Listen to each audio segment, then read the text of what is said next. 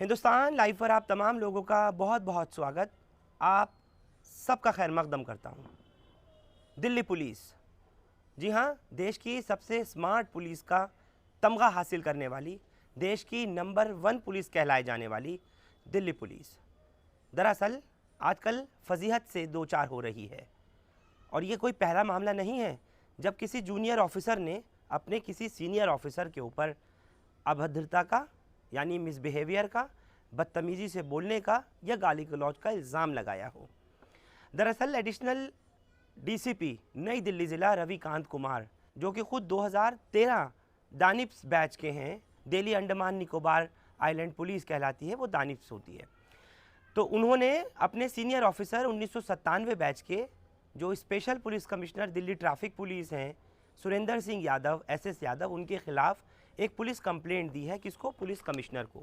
मेरे हाथ में उस कंप्लेंट की कॉपी है और सोशल मीडिया पर जमकर वायरल हो रही है।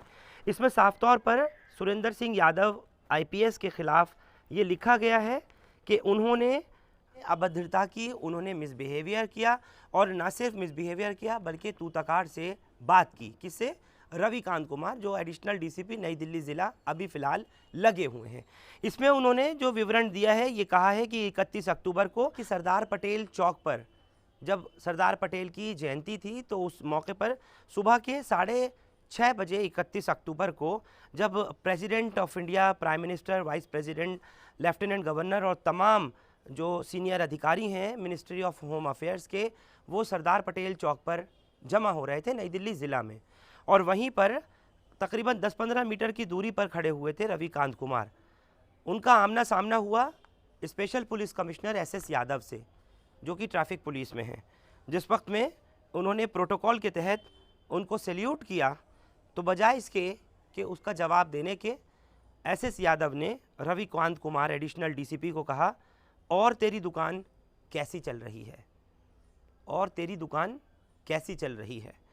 इसके बाद में जब ये कुछ सेकंड को आगे चले रविकांत कुमार, तो उन्होंने फिर कुछ और लफ्ज़ बोले। क्या कहा? कि तू तो हमारी नाक कटवा के ही रहेगा। यानी आप सोचिए, एक स्पेशल पुलिस कमिश्नर, एक एडिशनल डीसीपी को, वो दानिप्स ऑफिसर हैं और वो आईपीएस हैं, और दोनों के बीच में फासला भी कई साल के बैचेस का है। वो कह रहे हैं कि तू तो हमारी नाक कटवा के ही रहेगा, तेरी दुकान कैसे चल रही है। एक एडिशनल सीपी डीसीपी को कहे, तो आप सोचिए कैसी फजीहत की बात है। आगे वो लिखते हैं कि इस कंप्लेंट में रविकांत कुमार ने लिखा, एसएस यादव ने उनको बोला, तेरी तो हरकतें ही ऐसी रहती आई हैं, और उसके बाद फिर वो वहाँ से चले गए। बाद में उनका ये कहना था कि मैं जो ये प्रोग्राम था कर्तव्य पथ पर, जहाँ पर प्राइम मिनिस्टर ऑफ इंडिया को 9 बजे पहुँचना था, मैं फिर उसके अरेंजमेंट में लग गया। मेरी माटी मेरा देश प्रोग्राम था 31 तारीख को, और आज 6 नवंबर है, यानी 31 अक्टूबर से ये मामला अब तक एक हफ़्ता इसको गुजर चुका है, और पहली ही तारीख को 1 नवंबर को पुलिस कमिश्नर को एडिशनल डीसीपी रविकांत कुमार ने बाकायदा ये लिखित शिकायत पुलिस हेडक्वार्टर में जाकर के दी है। उसके बाद उन्होंने कहा कि ये जितने भी अल्फाज मेरे लिए बोले गए, जैसी अभद्रता का इस्तेमाल किया गया, मुझसे तू तकार की एसएस यादव साहब ने, वो बिल्कुल गलत है, और मुझे उससे बहुत हर्ट हुआ, पिंच हुआ। उन्होंने कहा कि ये कोई पहला मामला नहीं है, इससे पहले भी इस तरीके के अल्फाज वो मेरे ख़िलाफ़ बोलते आए हैं, जो कि नहीं बोलने चाहिए थे। आगे उन्होंने लिखा कि मैंने अपनी पूरी जिम्मेदारी के साथ, डेडिकेशन के साथ अपनी ड्यूटी को निभाया है, चाहे वो G20 का प्रोग्राम हो, चाहे उससे पहले 15 अगस्त की बात हो, या उसके बाद के कार्यक्रम हो, जितने भी सरकारी इवेंट नई दिल्ली ज़िला में होते रहे, मैंने बखूबी उन तमाम प्रोग्राम्स को अपनी पूरी जिम्मेदारी के साथ, सच्ची निष्ठा और ईमानदारी के साथ निभाया है, अपनी ड्यूटी के फ़राइज़ को अंजाम दिया है। ये तमाम रविकांत कुमार ने अपने इस एप्लीकेशन के तहत लिखा है। उन्होंने साथ ही ये भी लिखा है कि मेरा एक 5 साल का बेटा है, और अगर मेरे बच्चे को कोई इस तरीके से बताएगा कि उसके फादर को ह्यूमिलिएट किया जाता है, कोई सीनियर ऑफिसर उसको इस तरीके से ये बताए कि उसके बाप को यानी मुझको इस तरह से गलत अल्फाजों के साथ बोलता है। ये बात क्योंकि अब मीडिया में आ चुकी है, मंजर आम पर आ चुकी है, लोगों को ख़बर इस चीज़ की मिल चुकी है, तो ऐसे में मेरे बच्चे पर क्या असर होगा, मेरे परिवार पर क्या असर गुजरेगा।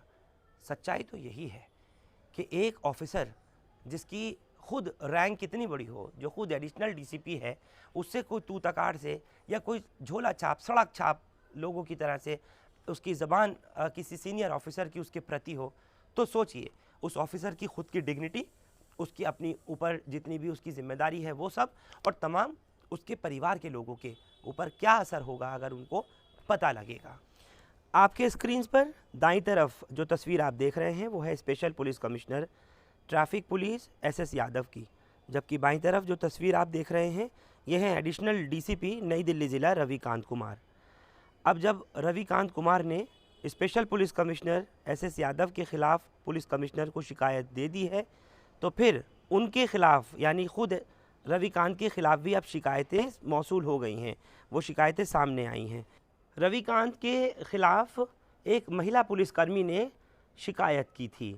जिस वक्त में वो एसएचओ बुराड़ी का काम देख रहे थे, तब एक महिला सिपाही ने इनके ख़िलाफ़ लिखित शिकायत दी थी, जो बाद में वापस ले ली गई थी। ये शिकायत क्यों वापस ली थी? सवाल ये उठता है कि क्या वो शिकायत फ़र्जी थी? क्या महिला सिपाही ने दबाव की वजह से शिकायत वापस ली थी? क्या रविकांत और महिला सिपाही के बीच संबंध थे? ये तमाम बातें भी सामने आई हैं। जब दानिप अधिकारी रविकांत एसीपी गांधीनगर थे, तो एक लड़की ने इनके ख़िलाफ़ और शिकायत दी थी। इन्हीं हरकतों की वजह से इन्हें गांधीनगर से हटा दिया गया था। एक जांच गृह मंत्रालय में 2016 में सौंपी गई थी, जिसको कि 2021 में रविकांत का कहना है, उन्होंने बाकायदा अपनी शिकायत में भी लिखा है कि 2021 में उनको इससे बरी कर दिया गया था, यानी तमाम शिकायतें उनके ख़िलाफ़ निराधार पाई गई थीं। इस पूरे मामले के सामने आने के बाद में कई मीडिया कर्मियों ने, कई मीडिया हाउसेस ने, चाहे अखबारों ने या न्यूज़ टेलीविज़न ने या सोशल मीडिया के लोगों ने बात करने की कोशिश की 1997 बैच के आईपीएस ऑफिसर और मौजूदा दिल्ली ट्रैफिक पुलिस के special police commissioner SS Yadav से, लेकिन किसी तरीके का कोई जवाब आना स्वाभाविक था ही नहीं, असंभव था, क्योंकि मामला ही ऐसा है। दूसरी तरफ एडिशनल डीसीपी नई दिल्ली ज़िला रविकांत कुमार 2013 बैच डानिप्स ऑफिसर से हम लोगों ने भी बात करने की कोशिश की। मैंने ख़ुद भी चाहा कि उनसे इस मामले पर रिएक्शन लूं। जो शिकायत उन्होंने एसएस यादव के ख़िलाफ़ की है पुलिस कमिश्नर को, कुछ सामने आ सके, कुछ तथ्य और पता लग सकें कि आखिर ये क्या क्या मामला है, तो उन्होंने बात करने से इनकार कर दिया। बहरहाल अब पुलिस कमिश्नर के ऊपर है, और मैंने जैसे आपको पहले कहा कि ये कोई पहली दफ़ा नहीं है कि किसी जूनियर ने या किसी सबॉर्डिनेट ने अपने किसी सीनियर ऑफिसर के ख़िलाफ़ कोई शिकायत दर्ज कराई गई हो। लेकिन इसका होता क्या है? डिपार्टमेंटल इंक्वायरी हो, विजिलेंस इंक्वायरी हो, या सज़ा देने की बात हो, या फिर सीनियर अधिकारी की कोई गलती सामने आने के बावजूद भी उसके ख़िलाफ़ कोई एक्शन ना हो, ये तमाम चीज़ें सामने पहले आती रही हैं। और हमने ये भी देखा है कि अगर किसी जूनियर ने, किसी सबॉर्डिनेट ने या सुपर सबॉर्डिनेट ने अपने किसी सीनियर अधिकारी के ख़िलाफ़ कोई शिकायत दर्ज कराई है, दिल्ली पुलिस को पिछले 23 साल से लगातार करता आ रहा हूँ कवर, तो मैंने ये भी पाया है कि कई मकामात पर देखा गया कि शिकायत करने वाले यानी जूनियर को, सबॉर्डिनेट को, सुपर सबॉर्डिनेट को ही भुगतान भुगतना पड़ता है, और कहीं ना कहीं उसको ही पनिशमेंट या फिर सज़ा मिल जाती है। सीनियर अधिकारी के ख़िलाफ़ कितने ही बड़े मामलात सामने आते हैं, उनका कुछ नहीं बिगड़ता, ऐसा भी कई मर्तबा देखा गया है। अब इस मामले में दिल्ली पुलिस कमिश्नर संजय अरोड़ा के ऊपर है कि वो किस तरह की इंक्वायरी का गठन कराते हैं, क्योंकि 1 तारीख को यानी 1 नवंबर को एप्लीकेशन दिए हुए एडिशनल डीसीपी रविकांत कुमार को अब तक लगभग 5 दिन पूरे मुकम्मल हो चुके और 6ठा दिन अब लग चुका है। हालांकि सूत्रों का ये भी कहना है कि ऑफ रिकॉर्ड उन्होंने कई पत्रकारों से ये भी कहा कि मैं किसी चीज़ से घबराने या पीछे हटने वाला नहीं हूँ। मैंने जो शिकायत सीनियर अधिकारी एसएस यादव के ख़िलाफ़ दी है, मैं अपनी जगह उस पर पूरी तरह से कायम हूँ, और अगर इतना ही हो सकता है कि मुझे तबादला मेरा कर दिया जाए या कहीं दूसरी जगह मुझे भेज दिया जाएगा, इससे ज़्यादा और क्या हो सकता है। देखने वाली बात होगी कि इस पूरी एप्लीकेशन के ऊपर कमिश्नर साहब क्या स्टैंड लेते हैं। आप लोग हमारे साथ इस खबर पर जुड़े, आप सबका बहुत शुक्रिया। हिंदुस्तान लाइव फरहानिया या यूट्यूब पर सब्सक्राइब कर सकते हैं और क्लिक कर सकते हैं बेल आइकन हमारी खबर की पहली नोटिफिकेशन के लिए। फेसबुक पर हमारा पेज हिंदुस्तान लाइव फरहानिया या फॉलो और लाइक कर सकते हैं। बहुत बहुत शुक्रिया साथ जुड़ने के लिए। Thank you for now.